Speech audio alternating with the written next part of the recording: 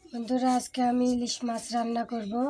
ইলিশ মাছ আমি আগেই ভেজে নিয়েছি, সেজন্য ইলিশ মাছ ভাজা দেখানো হয়নি। বন্ধুরা, আজকে আমি ইলিশ মাছ আলু কলা দিয়ে রান্না করব। কলা আমি ঠিক এভাবে কেটে নিয়েছি, আর আলু এভাবে ছোট ছোট করে কেটে নিয়েছি। তো আমি জলের মধ্যে ভিজিয়ে রেখেছি যে কলার কষ বের হবে বলে। তো বন্ধুরা, কড়াইয়ে ইলিশ মাছ ভেজেছিলাম, সেই তেল আছে অল্প, তার মধ্যে আমি আরও অল্প একটু সয়াবিন তেল দিয়ে দেবো।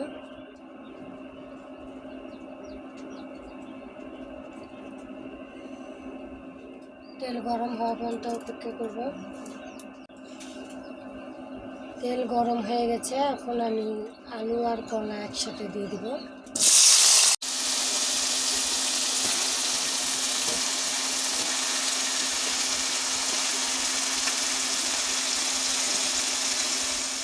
আলু কলা সবগুলো দেওয়া হয়ে গেছে, এখন আমি ভালো করে নেড়ে দেব।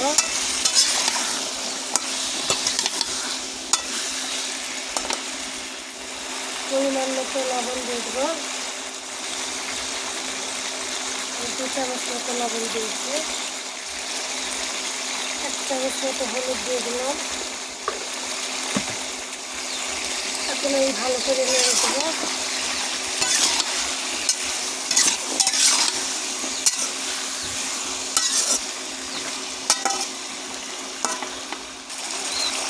পরিমাণ মতো মরিচের গুঁড়া দিয়ে দিলাম। আপনারা যে যেমন ঝাল খাবেন সেভাবে মরিচের গুঁড়া দিয়ে দেবেন। আবারও ভালো করে নেড়ে দেবো।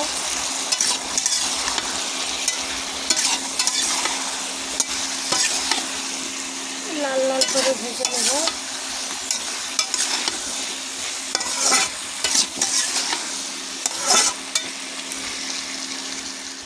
ঢাকনা দিয়ে ঢেকে দেবো। ঢাকনা তুলে নিলাম, তরকারিটা আবারও নেড়ে দেবো।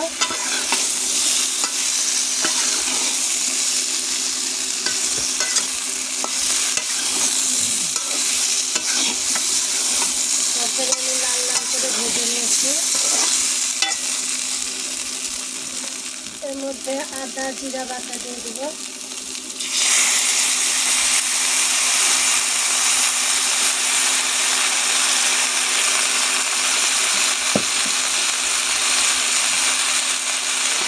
আবারও ভালো করে নেড়ে দেবো। ভালো করে নেড়ে কষিয়ে নেব।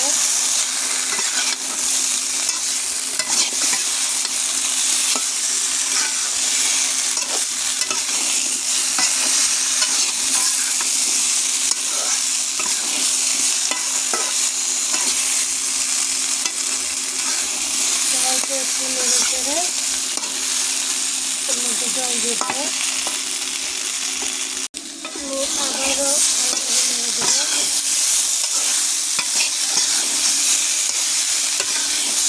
তরকারি কষানো হয়ে গেছে, এখন জল দিয়ে দেবো।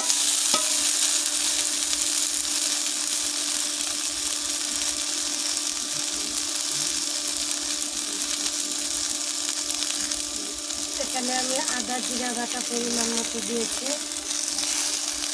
আপনারাও বুঝে শুনে পরিমাণ মতো আদা জিরা বাটা দিয়ে দেবেন। এখন আমি এর মধ্যে জল দিয়ে দেবো।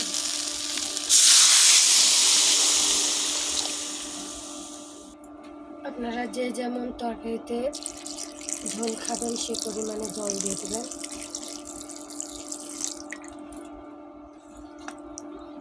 ভালো করে নেড়ে দেবো। এবার তরকারির ঝোল ফুটা পর্যন্ত অপেক্ষা করব।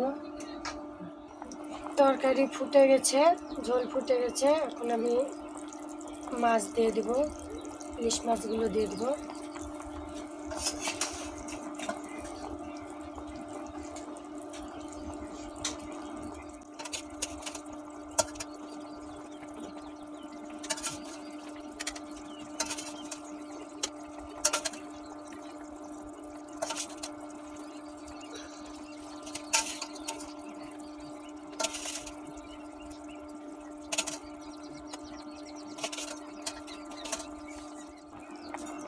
সব মাছ দেওয়া হয়ে গেছে।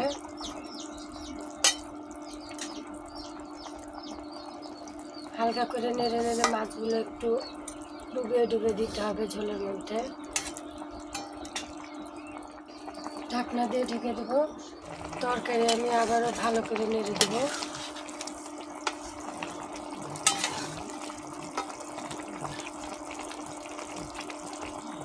আলগোছে নেড়ে দেবো যেন মাছগুলো ভেঙে না যায়। আবারও তরকারি আমি নেড়ে দিলাম। হালকা হালকা করে নেড়ে দিতে হবে, নাহলে মাছ ভেঙে যাবে।